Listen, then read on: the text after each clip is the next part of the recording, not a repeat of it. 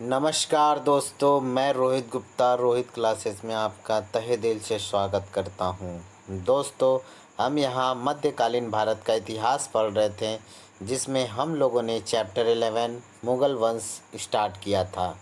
Last इसका एक video आ चुका है दोस्तों, तो प्लीज़ जिसने भी इस वीडियो को नहीं देखा है, प्लीज़ वो मेरे चैनल के प्लेलिस्ट में जाके मुग़ल वंश का पहला वीडियो देख ले ज़रूर।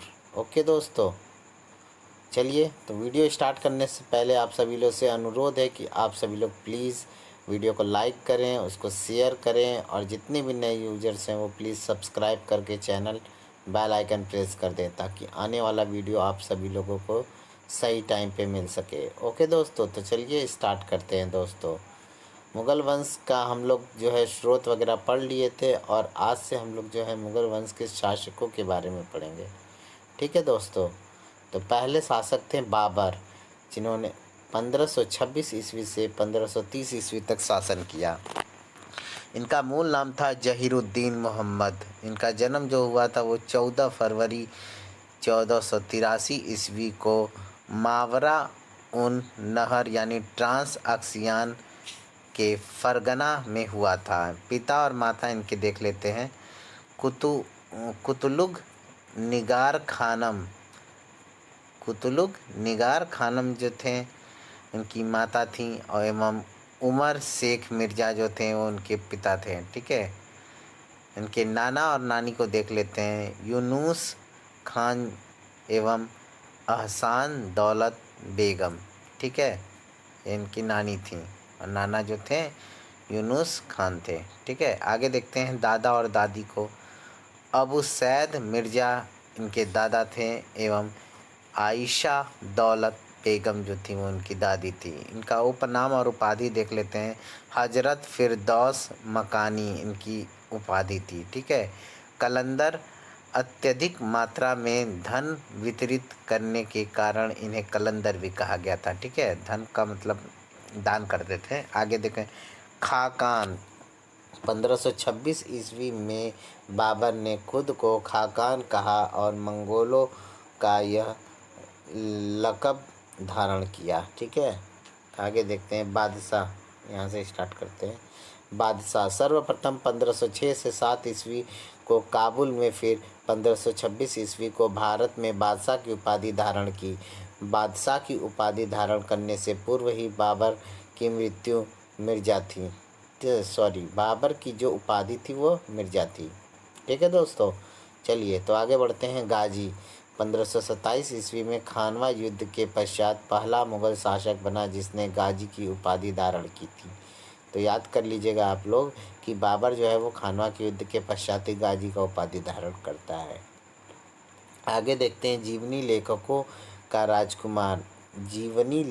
का राजकुमार तथा आजीविका ढूंढने वाला सैनिक बाबर को ही कहा जाता है। प्रोफेसर रसब्रुक विलियम्स ने बाबर को साम्राज्य निर्माता तथा डेनिसन रॉस ने मैकियावेली के समतुल्य माना है। ठीक है, लेनपुन के अनुसार बाबर मध्य एशिया एवं भारत लुटेरों के जत्थों एवं राजकीय शासन तथा तैमूर एवं अकबर के बीच की कड़ी था। विशेष देखते हैं। नंबर 1, बाबर नक्शबंदी सिलसिले के उबैदुल्लाह अहरार का शिष्य था। ठीक है, किसका बाबर शिष्य था? तो नक्शबंदी सिलसिले के उबैदुल्लाह अहरार का शिष्य था। उबैदुल्लाह अहरार तैमूरियों के संरक्षक पीर थे और बाबर को कई बार सपनों में दर्शन दिया था। नंबर 2, बाबर एशिया का प्रथम शासक था जिसने गोला बारूद का सफलतापूर्वक प्रयोग किया था। एशिया के दो बड़े लोक कंटकों चंगेज खां एवं तैमूर का रक्त बाबर की धमनियों में मिला हुआ था। पितृ वंश की ओर से वह तैमूर का 5वां वंशज और मातृपक्ष की ओर से जो है वो चंगेज खान का 14वां वंशज था। बाबर 1494 ईस्वी में 12 वर्ष की उम्र में फरगना का शासन बना था। फरगना की राजधानी अंदीजान थी। कालांतर में उमर शेख मिर्ज़ा ने यहाँ से राजधानी हटाकर अक्सिकित यानी अक्सी, आगे देखते हैं, अक्सी में स्थापित की। दादी आयशा दौलत बेगम ने ही बाबर की प्रारंभिक समस्याओं को खत्म कर उसकी ताजपोशी की थी। बाबर कहता भी है कि मेरे अधिकांश कार्य मेरी दादी की सलाह के अधीन संपन्न हुए। दरअसल बाबर को फरगना में अपने चाचा अहमद मिर्ज़ा से खतरा था।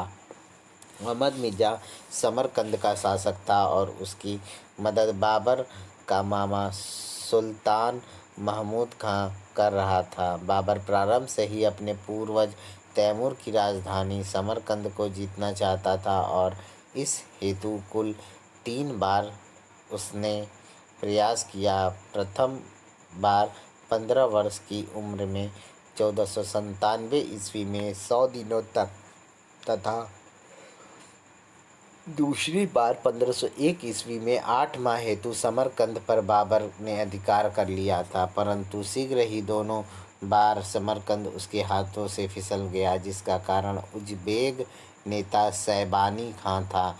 उसने समरकंद के शासक बैसंकर मिर्ज़ा की मदद की और 1502 ईस्वी में सरेपुल के युद्ध में तुलुगमा शमर पद्धति की मदद से बाबर को हरा दिया। इसी समय फरगना में बाबर के सौतेले भाई जहांगीर मिर्ज़ा को शासक बना दिया गया। अतः समरकंद तो बाबर के हाथ से निकला ही, साथ में फरगना भी चला गया। अतः अब बाबर राज्य विहीन हो गया था। वस्तुतः बाबर मध्य एशिया की राजनीति में कभी सफल नहीं हो सका।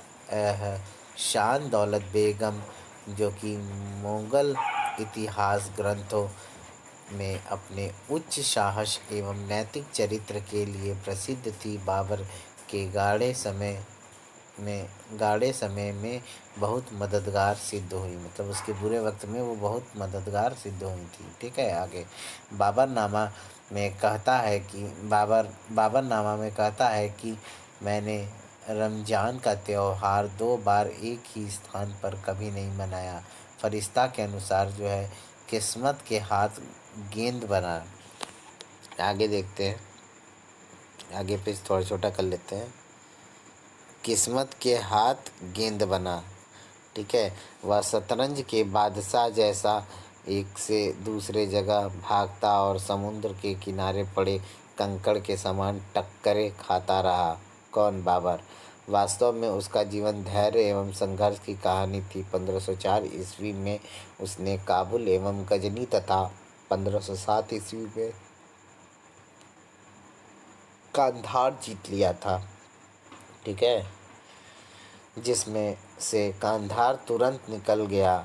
आगे चलकर 1511 से 12 ईस्वी में बाबर ने ईरान के शासक शाह इस्माइल से समझौता कर समरकंद, 1514 ईस्वी में बुखारा एवं खुरासान जीता था। ठीक है, आगे इसी दौर में बाबर ने कुछ समय के लिए शिया धर्म स्वीकार कर लिया, जिसकी पुष्टि उसके सिक्कों पर उत्कीर्ण शिया मंत्रों से की जाती है। ठीक है, उसने किजील बास यानी ईरानी पोशाक धारण की। इसी समय जो अब्दुल्ला खां उज़्बेक ने 1512 ईस्वी में कुल ए मलिक नामक स्थान पर बाबर को हरा दिया। इसके पश्चात बाबर ने समरकंद की तरफ नहीं देखा और आमुदरिया बाबर ईरानियों एवं उज़्बेकों की सीमा बनी रही। एक बार प्रवास के दौरान बाबर दिख-काठ नामक गांव में रुका। भारत के विषय में सर्वप्रथम उसे इसी जगह पर जानकारी मिली। 111 वर्ष की बुढ़िया ने तैमूर के भारत विजय की कहानी बाबर को सुनाई थी। ठीक है, आगे देखते हैं। भारत पर बाबर के आक्रमण का प्रमुख कारण क्या था, ये देखते हैं। एक बड़े साम्राज्य की स्थापना करना था। मतलब भारत पर आक्रमण जो था वो एक बड़े साम्राज्य की स्थापना करना था, क्योंकि बाबर कहता है कि काबुल विजय से पानीपत में अपनी जीत तक मैंने हिंदुस्तान जीतने के विचार कभी नहीं छोड़े थे। आखिर क्यों? तो काबुल से उसे मामूली आय ही मिलती थी। वह काबुल को घोर गरीबी का देश मानता था। अफगानिस्तान की बात कर रहा है। बाबर लिखता है, विस्तृत राज्य प्राप्त करने के अतिरिक्त भारत विजय का लाभ यह है कि यह यहाँ सोने की शिलाओं और सिक्कों का बहुल्य है, मतलब अत्यधिक है यहाँ पे। दूसरे, उसे अपने बेगों यानी अमीरों को भी संतुष्ट करना था। तीसरा, उसे काबुल पर उज़्बेक हमले की आशंका थी। ऐसे में भारत शरण लेने के लिए अच्छा स्थान और उज़्बेकों के खिलाफ कार्रवाई करने का एक अच्छा आधार भी बनता। आगे बाबर के आक्रमण के समय भारत की राजनीतिक स्थितियाँ क्या थी वो देखते हैं। इस समय भारत की राजनीतिक स्थिति विकेंद्रित थी, जो कि किसी भी आक्रमणकारी के लिए उपयुक्त परिस्थिति होती है। एक राज्य की कमजोरी दूसरे राज्य के लिए शक्ति का साधन थी, जिसका उदाहरण दौलत खान लोधी एवं राणा सांगा प्रस्तुत करते हैं। ठीक है, आगे, क्योंकि इन्होंने ही बाबर को भारत पर आक्रमण करने हेतु आमंत्रित भी किया था। ठीक है, आगे देखते हैं। बाबरनामा में बाबर के समकालीन 5 मुस्लिम शासकों एवं 2 हिंदू राजाओं का उल्लेख हुआ है, जो इस समय भारत की राजनीति के बागडोर नियंत्रित किए हुए थे। हिंदू राजाओं में विजयनगर का कृष्णदेव राय। देखिए, जब हम विजयनगर पढ़ा रहते हैं आप लोगों को प्रांतीय शासन में, तो ये चीज़ हम जिक्र किए थे ना, बाबर ने अपने पुस्तक में लिखा है कृष्णदेव राय का नाम। देखिए आया ना, हिंदू राजाओं में विजयनगर का कृष्णदेव राय एवं मेवाड़ के राणा संग्राम सिंह, ठीक है, जिन्हें राणा संगा भी कहते थे, उनका उल्लेख है। बाबर ने कृष्णदेव राव को तत्कालीन भारत का सबसे अधिक शक्तिशाली शासक बताया है। ठीक है, बाबर ने जिन 5 मुस्लिम शासकों का उल्लेख किया है, उनमें दिल्ली एवं आगरा का अफगान शासक इब्राहिम लोदी, बहमनी, मालवा, गुजरात एवं बंगाल है। बंगाल का समकालीन शासक जो था वो नुसरत शाह था। नुसरत शाह थी 1519 ईस्वी से 1532 ईस्वी एवं मालवा का महमूद शाह द्वितीय था। ठीक है, बंगाल का जो था वो नुसरत था और महमूद शाह जो था वो मालवा का था। आगे गुजरात में मुजफ्फर शाह द्वितीय की मृत्यु के पश्चात 1526 ईस्वी में बहादुर शाह जो है वो शासक बना। आगे देखते हैं इब्राहिम लोदी से। इब्राहिम लोदी इसी समय एक केंद्रीकृत साम्राज्य बनाने की कोशिश कर रहा था। उसके इस प्रयास का कुछ अफगानों एवं मेवाड़ के राणा सांगा ने विरोध किया। अफगानों में पंजाब का सूबेदार दौलत खां लोधी एवं इब्राहिम लोदी का चाचा आलम दौलत खां लोधी एवं आलम खां लोधी प्रमुख विरोधी थे। ठीक है, आलम खां की मदद गुजरात का शासक कर रहा था। आगे, और कुछ ने तो उसे अलाउद्दीन के नाम से सुल्तान भी घोषित कर दिया था। दौलत खां ने अपने पुत्र दिलावर खां के नेतृत्व में एक प्रतिनिधि मंडल बाबर के पास भेजा, ताकि बाबर दिल्ली से इब्राहिम लोदी को हटा कर आलम खां लोदी को शासक बना दे। इसी आगे धोखा कर देता है बाबर। चलिए देखते हैं।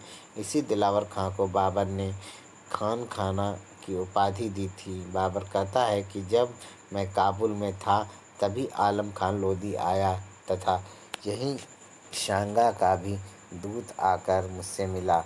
बाबर ने अपने राजदूत मुल्ला मुर्शिद को दिल्ली भेजा, जिसमें मांग की गई थी कि जो प्रदेश प्राचीन समय में तुर्कों द्वारा अधिकृत थे वे उसे सौंप दिया जाए। किंतु दौलत खां लोधी, जिसे बाबर अपना पिता कहता था, ने दूत को लाहौर में बंदी बना लिया था। बाबर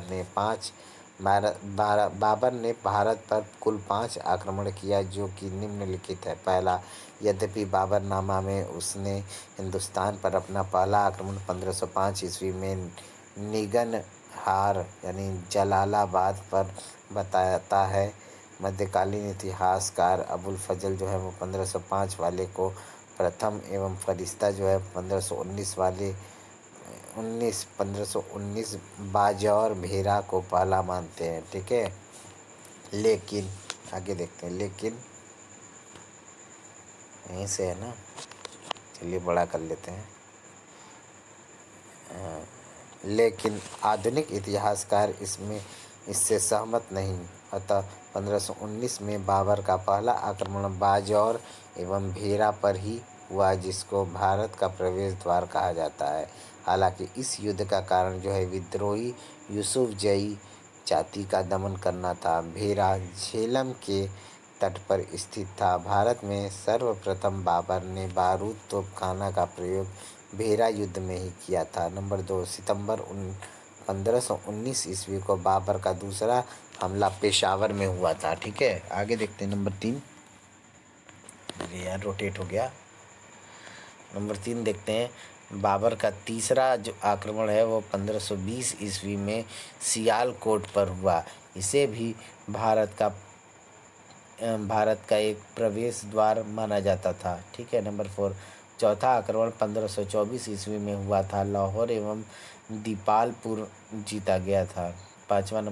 पांचवा आक्रमण जो इतिहास में पानीपत के प्रथम युद्ध के नाम से विख्यात है। ठीक है, आगे देखते हैं। पानीपत का प्रथम युद्ध तिथि 21 अप्रैल, डेट तो आप लोगों को पता ही होगा, 1526, 21 अप्रैल 1526। ठीक है, आगे देखते हैं। म्यूट करना पड़ रहा है बार बार। इसकी स्थिति देखते हैं। पानीपत्ता हरियाणा में स्थित है।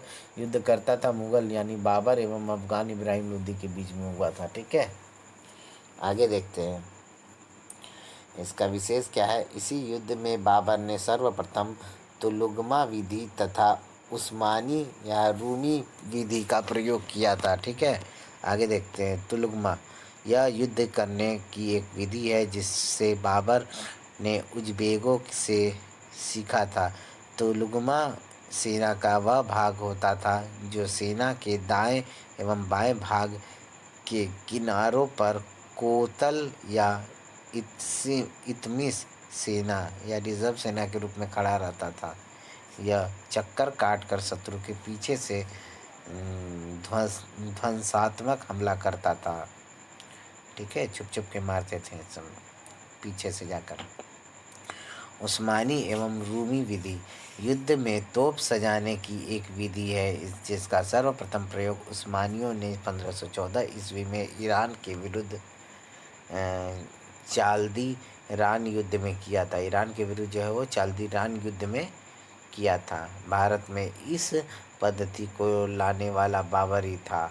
तुर्क तोपची उस्ताद अली कुली बाबर के तोपखानों का एक प्रमुख था। मुस्तफ़ा तुर्क इसमें बाद में जुड़ा था। बाबर ने ईरानियों से बंदूकों का प्रयोग करना सीखा था। डॉक्टर आशीर्वादी लाल श्रीवास्तव महोदय का मत है कि बाबर की पानीपत युद्ध में सफलता का सर्वप्रमुख कारण उसका तोपखाना था, जबकि खुद बाबर विजय का मुख्य श्रेय अपने घुड़सवारों एवं धनुर्धरों को देता है। ठीक है, आगे बाबर की युद्ध नीति मूल रूप से रक्षात्मक थी, जिसे ज़रूरत पड़ने पर आक्रामक बनाया जा सकता था। उसने 700 गतिशील गाड़ियों की पंक्ति अराबा का निर्माण किया था। आगे बाबर के अनुसार उसके पास सिर्फ 12,000 सैनिक थे। इब्राहिम लोदी की आगे देखते हैं।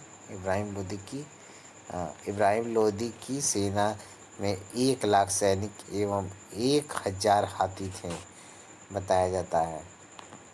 इब्राहिम के पास तोपों या बंदूकों का अभाव था। इस युद्ध में इब्राहिम लोदी का साथ जो है वो ग्वालियर नरेश विक्रमजीत ने दिया था, जो उसके साथ ही युद्ध करते हुए मारा गया था। इब्राहिम लोदी दिल्ली सल्तनत का एकमात्र सुल्तान था जो कि रण क्षेत्र में मरा। बाबर ने पानीपत में ही ईंटों से इब्राहिम लोदी का मकबरा बनवाकर उसे दफना दिया। बाबर विजयी रहा और मुख से निकला, काबुल की गरीबी अब नहीं।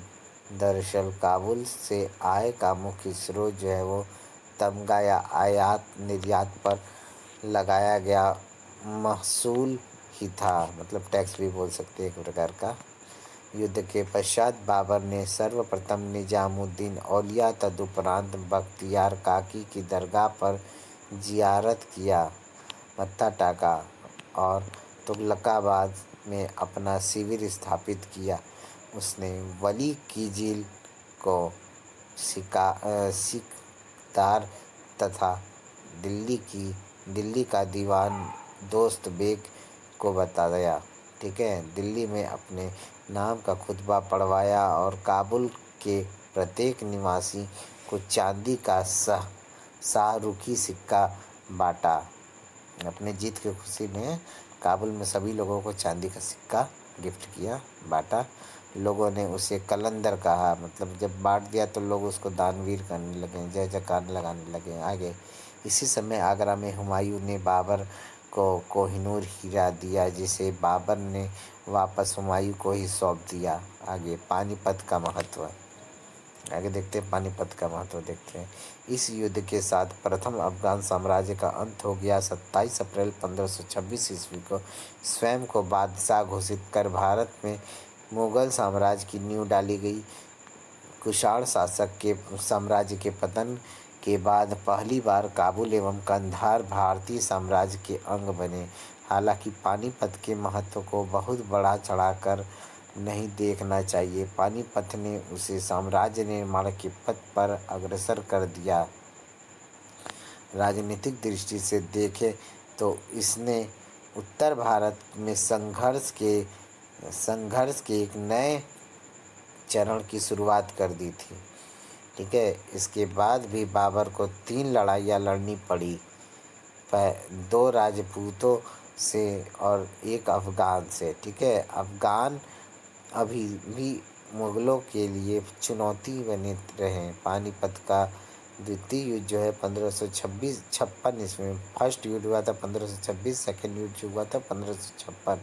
थर्ड वाला बताएंगे नहीं, सस्पेंस पर रहिए आप लोग, अगर आता है तो बहुत अच्छी बात है, ठीक है। द्वितीय युद्ध जो है वो 1526 ईस्वी के बाद ही हिंदुस्तान की राजसत्ता पर अफगानों का अधिकार जताना सदैव के लिए समाप्त हो गया। आगे देखते हैं दोस्तों,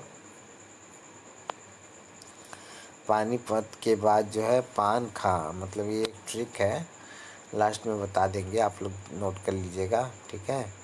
अभी आप लोग फिलहाल में यही पढ़िए।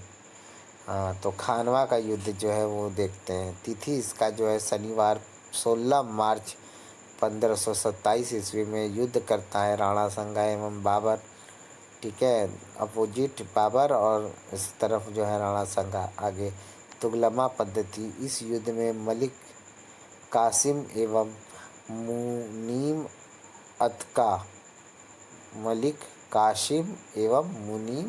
अतका तुगलमा पद्धति के नेतृत्व थे, ठीक है, नेतृत्व करता थे। विशेष क्या, इस युद्ध को बाबर ने जिहाद की संज्ञा दी थी। सर्वप्रथम इसी युद्ध में विजय के पश्चात उसने गाजी की उपाधि धारण की थी, ठीक है। आगे देखते हैं, खानवा का युद्ध जो है कुल 20 घंटे तक चला था, बाप रे बाप, 20 घंटा तक चला था। आगे खानवा वर्तमान भरतपुर का एक गांव है जो कि आगरा से 37 मील की दूरी पर है। खानवा युद्ध से पूर्ण राणा सांगा ने रणथंभौर का घंडार दुर्ग जीत लिया था। तदुपरांत वह बयाना पर चढ़ बैठा, ठीक है। आगे और वहाँ के गवर्नर मेहदी ख्वाजा को हरा दिया।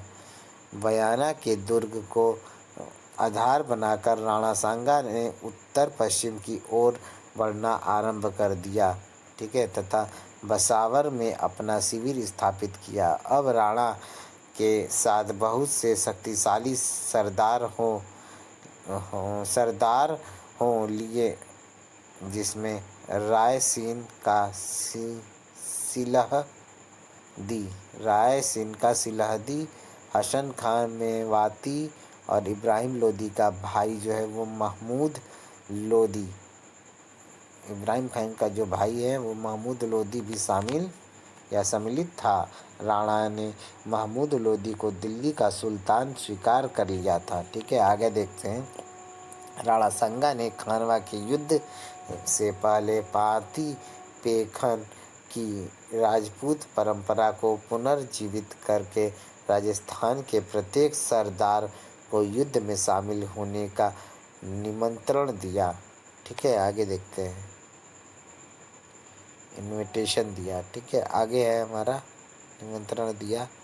आगे निमंत्रण दिया था। इसी समय काबुल के ज्योतिषी मोहम्मद शरीफ ने भविष्यवाणी की थी कि युद्ध में बाबर हार जाएगा। ठीक है, अतः इसी समय बाबर ने एक बढ़िया भाषण तैयार कर, एक बढ़िया नहीं, एक बढ़िया मतलब अच्छा, बहुत सुंदर। ठीक है, अच्छा भाषण। बढ़िया हम पढ़ रहे हैं, दिमागी में हमको दरअसल मैंने दवा खाया, हमें चक्कर आ रहा है, इसलिए जो थोड़ा हमें नींद टाइप का लग रहा है। ठीक है दोस्तों, फिर भी कोशिश कर रहे हैं। गलती अगर हो रहा है तो आप लोग ध्यान से देखिए और सुधार लीजिए वहीं पे, और हम भी कोशिश करते हैं कि वही सुधार ले। हालांकि आँख झपक रहा है तो लाइन भटक जा रहे हैं। ठीक है दोस्तों, तो प्लीज़ देखते रहिएगा, वीडियो को लाइक भी करते रहिएगा। आगे एक बढ़िया भाषण तैयार कर अपने सैनिकों को संबोधित करता है बाबर। ठीक है, उसके अनुसार यदि एक मनुष्य किसी कार्य को उठाए तो उसे उस कार्य को अंतिम उद्देश्य बना लेना चाहिए तथा उस समय तक कार्य में लीन रहना चाहिए जब तक कि वह पूर्ण ना कर ले। ठीक है, आगे देखते हैं। उनसे कहा कि अब मैं शराब नहीं पीऊँगा, मेरी सल्तनत में शराब की खरीद बिक्री नहीं होगी।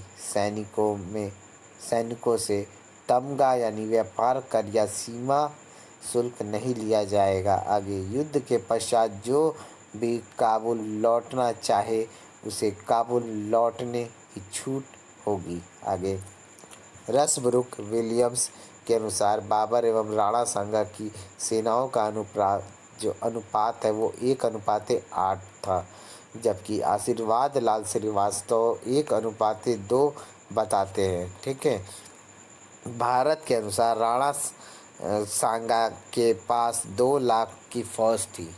ठीक है, युद्ध में सांगा घायल हुआ और उसके स्थान पर झाला अज्जा को राणा का मुकुट पहना दिया गया। ठीक है, आगे देखते हैं।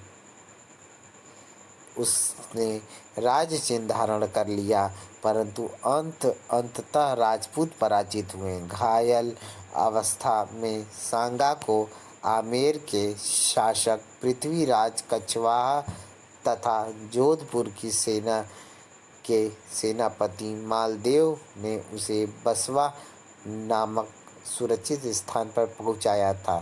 ठीक है, आगे युद्ध के पश्चात बाबर ने राजपूतों के मुंडों का ढेर लगवाया। ठीक है, आगे युद्ध में हसन खां मेवाती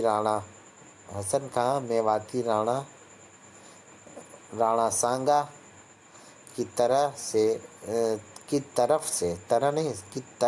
मतलब उनके साइड से तरफ से वीर गति को प्राप्त होते हैं। ओ माय गॉड, बहुत दुखद बात है, वीर गति को प्राप्त होते हैं। आगे इस युद्ध के परिणाम पानीपत के प्रथम युद्ध के परिणाम से अधिक महत्वपूर्ण थी। ठीक है, दरअसल पानीपत के युद्ध में दिल्ली के नाम मात्र का एवं अनुभवहीन सुल्तान हारा था।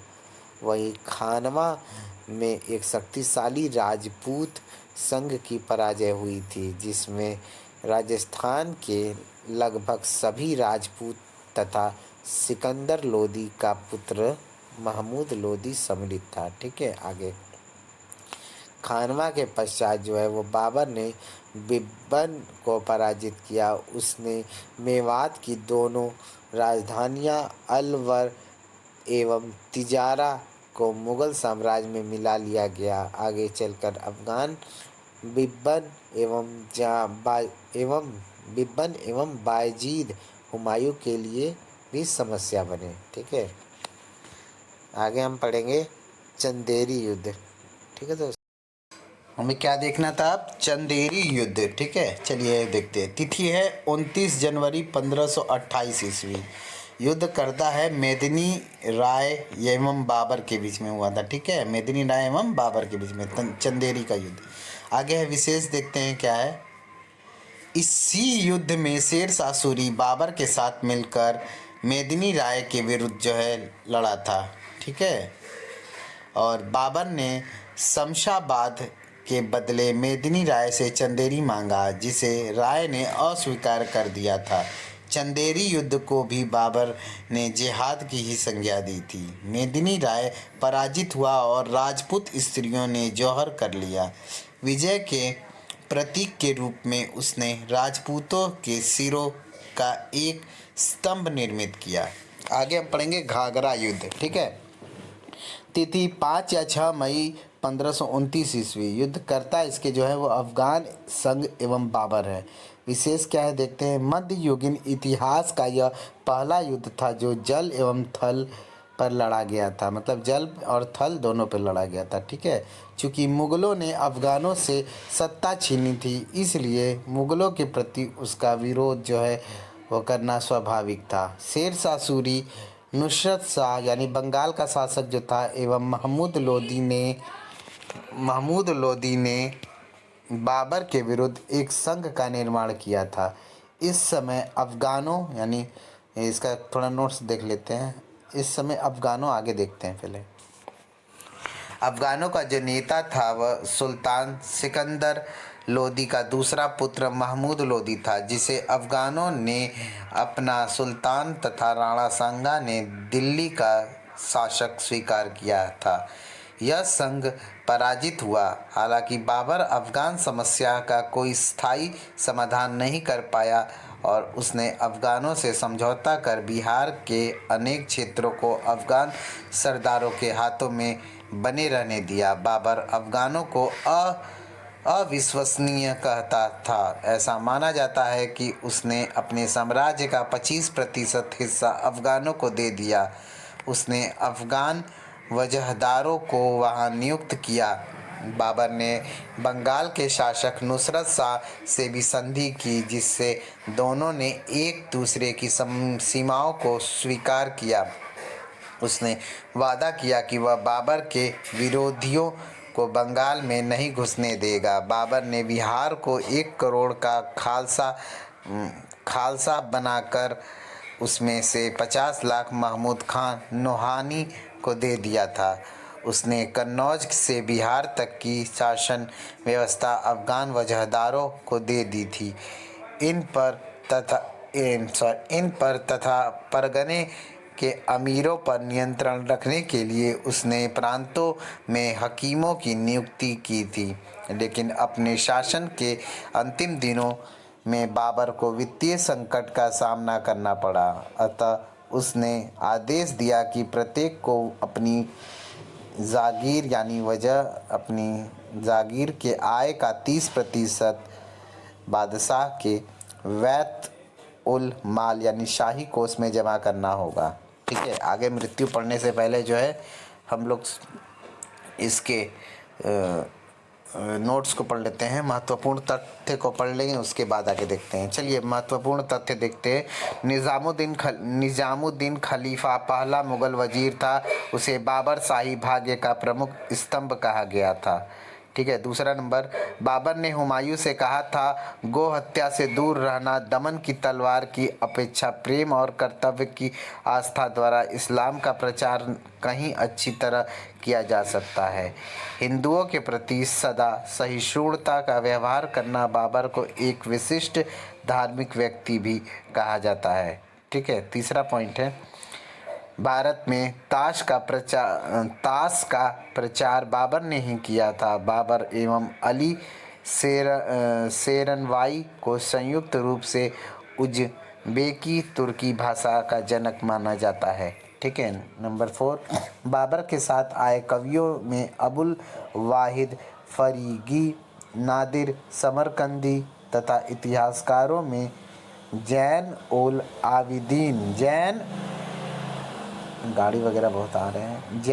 उल आबिदीन ख्वाफी एवं मिर्ज़ा हैदर दोगलत प्रमुख थे।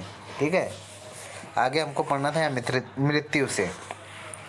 आगे ये देख लेते हैं पॉइंट मृत्यु से। 26 दिसंबर 1530 ईस्वी को बाबर की मृत्यु हो गई। गुलबदन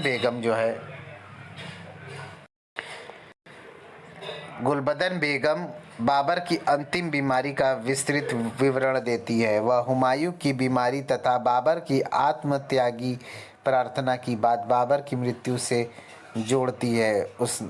उसके अनुसार बाबर ने मीर अब्दुल बका के परामर्श पर हुमायूं की सर्वप्रिय वस्तु स्वयं को समझकर अपना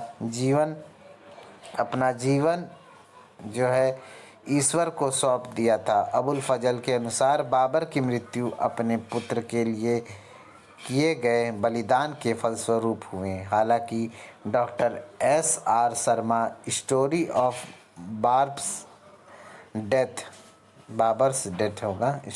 बाबर्स डेथ ने इस मनगढ़ंत कहानी को मिथ्या घोषित कर दिया है। फिर भी गुलबदन बेगम का ही कहना है कि जिन हकीमों ने बाबर की चिकित्सा की उनका अंतिम निष्कर्ष था कि उसकी मृत्यु का कारण इब्राहिम लोदी की मां द्वारा दिया गया विष था। ठीक है दोस्तों, आगे बढ़ समाधि देखते हैं आगे। बाबर जब मरा तो उसे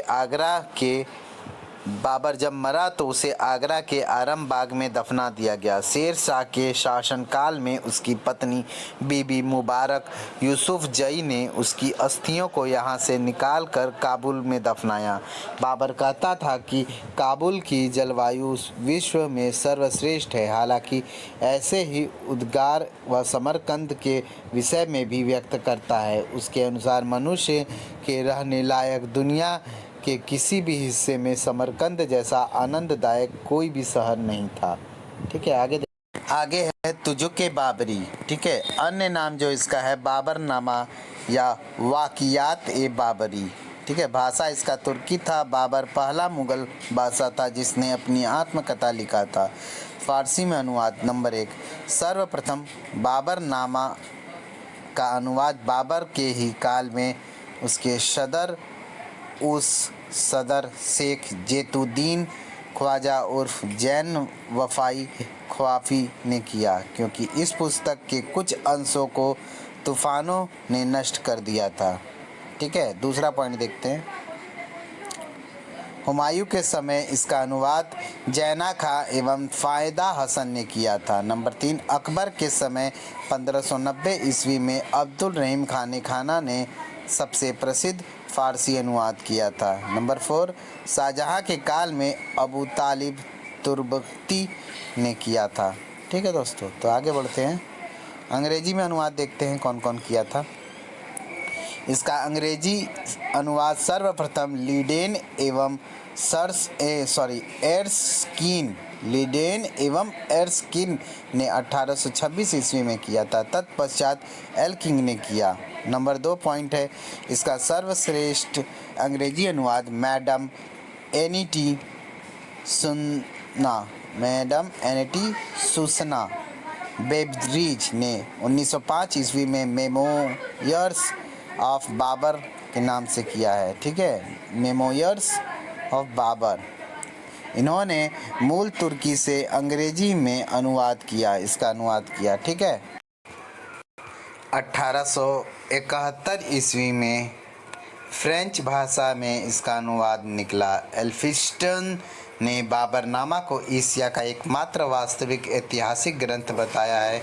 बाबरनामा में 1529 ईस्वी तक का वर्णन है। ठीक है, 1508 ईस्वी से 1519 ईस्वी के बीच, 1520 से 1525 ईस्वी के बीच और 1529 से 1530 ईस्वी के मध्य की घटनाओं का वर्णन इसमें मिलता है। ठीक है, आगे हम देखेंगे बाबरनामा में वर्णित महत्वपूर्ण तथ्य क्या थे। ठीक है, ये देखेंगे। नंबर 1, सड़क माप हेतु गज ए बाबरी का सर्वप्रथम उल्लेख इसी में मिलता है। जहांगीर के काल तक सड़क मापन हेतु इसका प्रयोग होता रहा है। ठीक है दोस्तों, नंबर 2 पॉइंट देखते हैं। फ़ैन ऑन कर लेते हैं, आवाज़ बहुत शोर आ रहा है, इससे अच्छा फैन का शोर रहे हैं। नंबर 2 पॉइंट है, कुछ इतिहासकारों का मत है कि रहट पर्शियन वेल का पहला उल्लेख इसी में मिलता है। नंबर 3, बाबर हिंदुस्तान का वर्णन करते हुए कहता है कि भारत के हमामों यानी पानी में उछाल नहीं है, यहाँ के निवासी रूपवान नहीं हैं, यहाँ के अंगूरों एवं तंदूरों में दम नहीं है तथा यहाँ के नागरिक मुगलों से घृणा करते हैं। बाबर के अनुसार भारत पहली, दूसरी एवं तीसरी जलवायु के बीच है, परंतु उसका कोई भी अंश चौथी जलवायु में नहीं है। बाबर भारत को प्रत्येक प्रकार के असंख्य और अनंत कारीगरों का देश कहकर प्रशंसा करता है। बाबर के अनुसार सिंधु नदी पार करते ही हर चीज़ हिंदुस्तानी किस्म की हो जाती है। बाबर प्रकृति प्रेमी था और उसने बड़े विस्तार के साथ भारत की वनस्पतियों एवं यहाँ के प्राणियों का वर्णन किया है। वह हिंदुस्तान के फलों में आम तथा पशुओं में हाथी को सर्वोत्तम मानता है। नंबर 4 पॉइंट देखते हैं। बताता है कि मैंने आगरा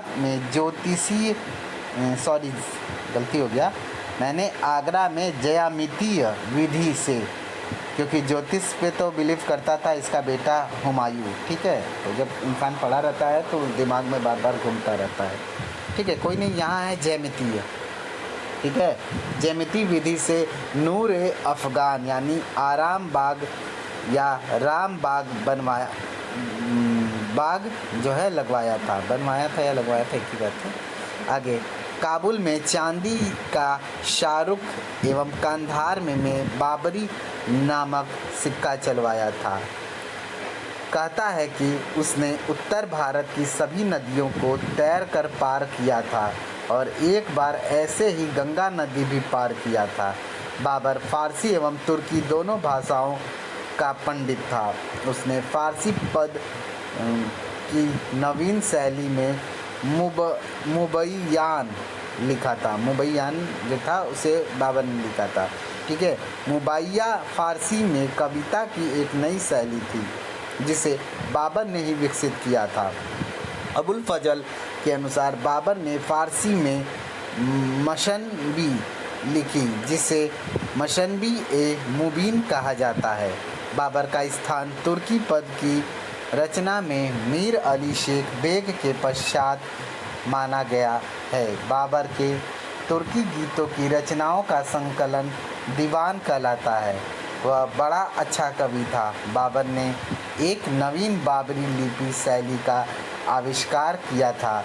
इस लिपि में कुरान लिखकर मक्का भेजा था। उसने उबैदुल्ला अहरार द्वारा लिखित पुस्तक रिसाला ए वालिदिया को तुर्की पद में लिखा। रिसाल ए उशज को खत ए बाबरी भी कहा जाता है। बाबर ने न्याय पर भी एक पुस्तक लिखी थी जिसे सभी ने श्रेष्ठ स्वीकार किया था, ठीक है। आगे देखते हैं। बाबर के संतानों का जन्म उसकी निम्नलिखित पत्नियों से हुआ था। माहम सुल्ताना से हुमायूं की माँ थी। माहम सुल्ताना जो थी वो हुमायूं की माँ थी, ठीक है। आगे, गुलरुख बेगम जो थी वो कामरान एवं अस्करी इसी के संतान थे, ठीक है। कामरान और अस्करी जो थे वो गुलरुख बेगम के संतान थे। कामरान ही हुमायूं का वह भाई था जो शेर शाह सूरी के साथ गुप्त पत्र व्यवहार करता था। कामरान अक्सर हुमायूं की धार्मिक उदारता को लेकर उसका मजाक उड़ाया करता था। एक बार अस्करी ने नशे की हालत में कहा था कि मैं बादशाह हूँ, ठीक है। आगे, दिलदार अगाची जो थी उसे हिंदाल एवं गुलबदन बेगम का जन्म हुआ, ठीक है। दिलदार अगाची के गर्भ से ही इन दोनों का जन्म हुआ था। किसका? हिंदाल और गुलबदन बेगम का। हिंदाल ने ही हुमायूं के कार्यकाल में विद्रोह कर स्वयं को बादशाह घोषित कर दिया था और अपने नाम का खुतबा पढ़वाया। महत्वपूर्ण है कि हिंदाल की हुमायूं का वह भाई था जो कि उसकी तरफ से युद्ध करते हुए मारा गया था। एक बार बाबर ने हिंदाल को भारत से बाबरी लिपि का वर्णन तथा उस लिपि में लिखित कुछ अंशों के साथ बेंट सहित जड़ाऊ कटार, एक जड़ाऊ दवात स्टैंड तथा एक स्टूल भेजा था। आयशा सुल्तान बेगम की पुत्र कौन थे देखते हैं। बाबर की प्रथम पत्नी थी ये कौन? आयशा सुल्तान बेगम, आयशा, जिसने बाबर की विपत्ति के दिनों में उसका साथ छोड़ दिया था। पॉइंट हमारा लास्ट था दोस्तों, ठीक है। यहाँ से बाबर जो है वो समाप्त होते हैं। अब हम पढ़ेंगे नेक्स्ट वीडियो में दोस्तों हुमायूं, ठीक है। थैंक यू फॉर वॉचिंग दोस्तों, मिलते हैं नेक्स्ट वीडियो में। प्लीज़ वीडियो को लाइक कर दीजिएगा, चैनल को सब्सक्राइब कर दीजिएगा और बेल आइकन प्रेस कर दीजिएगा और शेयर करना कोई नहीं भूलेगा। ओके दोस्तों, बाय बाय, मिलते हैं नेक्स्ट वीडियो में। Thank you so much.